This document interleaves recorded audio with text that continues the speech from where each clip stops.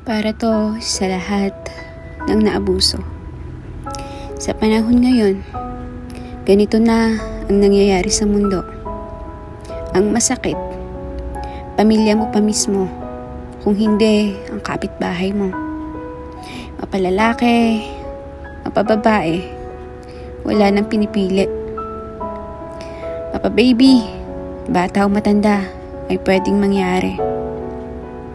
Sa bawat oras na naaalala, hindi mapigilan ang pagpatak ng mga luha. Nanginginig ang katawan sa tuwing makikita mo siya.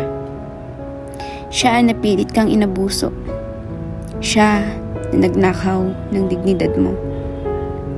Siya na nagdulot ng trauma sa buhay mo. Kung isa ka sa mga biktima, tandaan mong hindi ka nag-iisa. Pero sana, tama na. Hindi na sana maulit sa iba. Hanggang dito na lang sana.